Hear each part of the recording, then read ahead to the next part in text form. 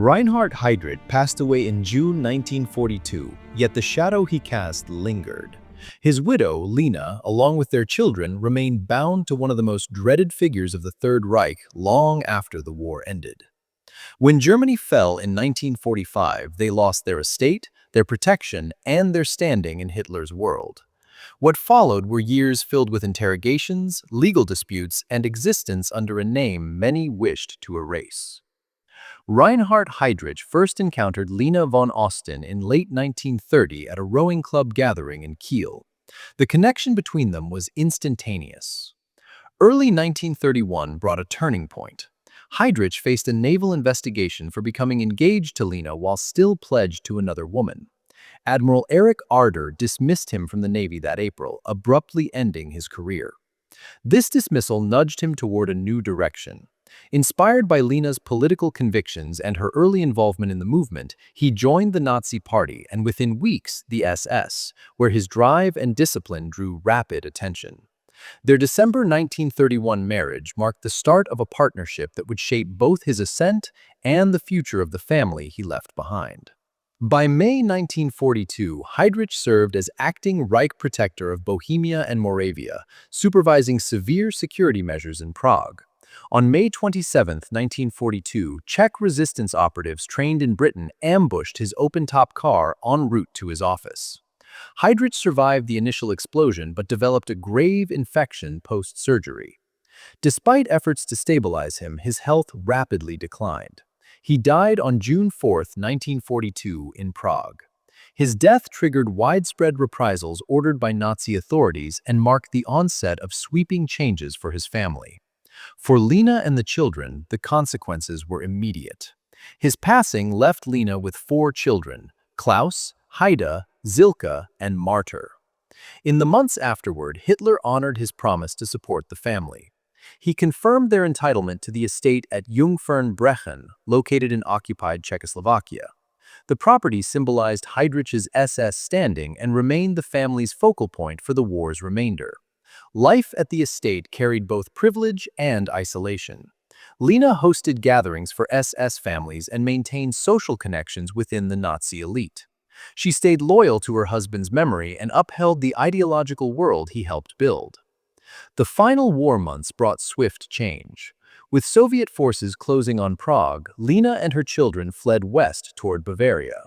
They crossed into the soon-to-be American occupation zone, joining thousands of other displaced Germans. By late 1945, Lena and her children had temporarily settled in Ascha im Chiemgau, Bavaria. Their conditions contrasted sharply with their former status. They relied on modest stipends, family support, and temporary housing arranged by local authorities. The loss of property, income, and political protection marked a new chapter in their lives, defined by investigations, denazification proceedings, and the challenge of reconstructing an identity in post-war Germany. After the war, denazification became the central framework shaping Lena's life. From 1946 onward, she faced a series of tribunals in Bavaria designed to evaluate her political responsibility and access to public benefits. The courts examined her early endorsement of National Socialism, her marriage to a senior SS official, and the material advantages she had gained during the Third Reich. Lena had joined the Nazi Party in 1930, well before Hitler's rise to power. She later described this as idealistic, claiming she had been swept up in enthusiasm for national revival. Investigators noted that her early membership implied conviction, not coercion. They also emphasized her close ties to elite SS circles, which granted her access to political networks and influence. Lena rejected this analysis, repeatedly insisting she had no involvement in her husband's official work. By 1949, she was classified as a Mitarbeiterin, a follower rather than an active participant. This designation shielded her from severe penalties. She still endured financial difficulties, having lost the family estate in Czechoslovakia and holding no formal occupation. Throughout the late 1940s, she sought recognition as the widow of a German officer, which would qualify her for a pension under German law. Her case hinged on one technical question. Despite his SS rank, was Reinhard Heydrich still considered a member of the German military at his death? In 1954, a Munich court delivered a controversial ruling. Judges concluded that Heydrich, as chief of the Reich Security Main Office, retained qualifying status under military service regulations. This meant Lena was entitled to a widow's pension. The verdict sparked public debate. Critics argued that a man widely known as one of the regime's most feared security officials should not receive recognition as a fallen soldier. Supporters emphasized the narrow legal criteria, not moral judgment. The decision became a focal point for discussions on post-war justice and memory. Some scholars questioned whether Lena's testimony portraying her as politically passive influenced the outcome. Others argued courts were bound by legislative definitions that left no room for morality. Regardless, the pension gave Lena financial stability when many former Nazi families struggled to rebuild. By the early 1950s, Lena had completed formal denazification stages. She was legally free to work, travel, and receive state support. With her pension secured after the 1954 Munich ruling, she began reconstructing her life along a new trajectory. The family eventually settled on Fehmarn Island, off West Germany's northern coast. There, Lena opened a guest house, the Pension Imbria, which became her livelihood and social hub. Operating the pension brought Lena into contact with tourists, locals, and acquaintances from her pre-1945 life. Several reports note she maintained connections with families linked to the SS elite. Her devotion to her husband and their shared worldview remained unmistakable. She often portrayed herself as a misunderstood victim of the post-war environment. In interviews, she emphasized the hardships of widowhood and motherhood while downplaying or dismissing the broader consequences of the regime her husband served. In 1976, Lena published her memoir, Life with a War Criminal. The book drew immediate attention. Critics argued it presented a selective account of Reinhard Heydrich's role in the RSHA. They noted Lena shifted blame from her husband, questioned historical evidence, and highlighted his private qualities over public actions. Historians continue to debate whether the memoir reflects genuine conviction, strategic self-presentation, or both. Public interest in Lena resurfaced in the 1970s and 80s when journalists and researchers visited Fehmarn. One account cited in Crime Read's feature, The Hangman's Wife, based on Nancy Dote's recorded conversations, described her firm defense of Heydrich and her view that history judged him unfairly. According to Dote, Lena spoke with sharp recall and unwavering conviction, recounting her husband's life in detail. Observers noted she showed little willingness to reinterpret the past, portraying a woman whose beliefs remained constant. The debate surrounding her statements raised broader questions.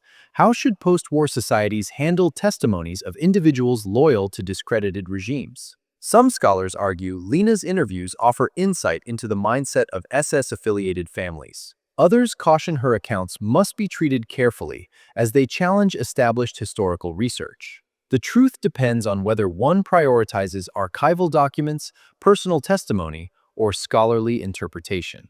By the early 1980s, Lena's health declined, though she remained active in her guest house as long as possible. Her final years on Fehmarn were quiet, marked by visits from friends and occasional discussions with researchers. She passed away on August 14, 1985, aged 73. Her death closed a chapter spanning the rise of the Third Reich, its fall, and 4 decades of post-war Germany. Her legacy remains contested. To some, she symbolizes unwavering loyalty among families tied to Nazi leadership. To others, she represents post-war identity complexities and Germany's challenge in reconciling personal narratives with historical responsibility. The years following the war profoundly transformed the Heydrich children's lives in ways they never could have imagined.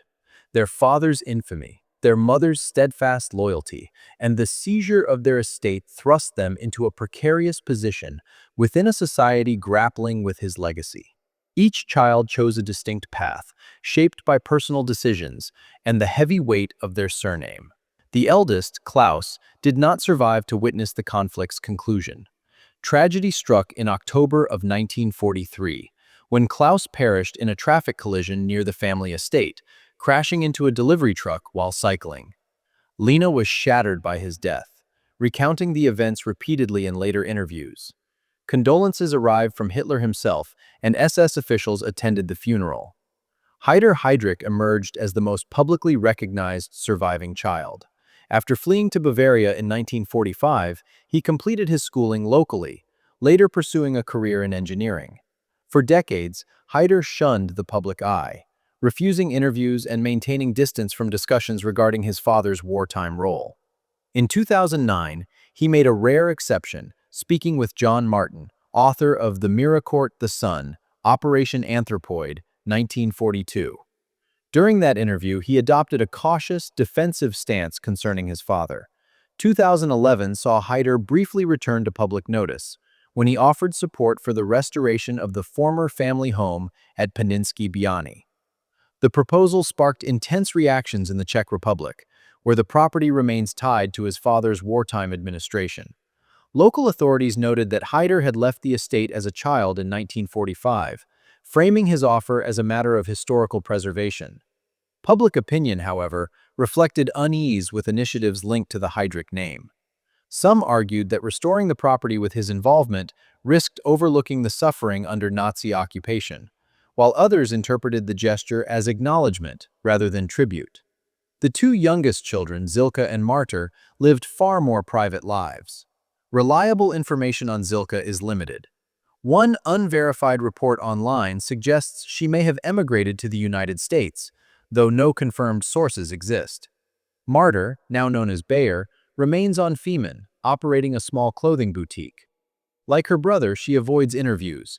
Never having known her father, she admits she knows little about him. In a remark published in the German magazine Stan, she reflected that people cannot fathom the experience of having such a father, a man whose name follows her day and night. Family perspectives vary. Martyr's son, Reinhard, maintains that no one truly understands the full extent of his grandfather's actions. By contrast, Peter Thomas Heydrich, son of Reinhardt's brother Heinz, publicly lamented that the children never fully distanced themselves from their father's deeds, or offered even symbolic recognition of those who suffered under his authority. These differing viewpoints highlight the complexity of negotiating the Heydrich legacy within the extended family.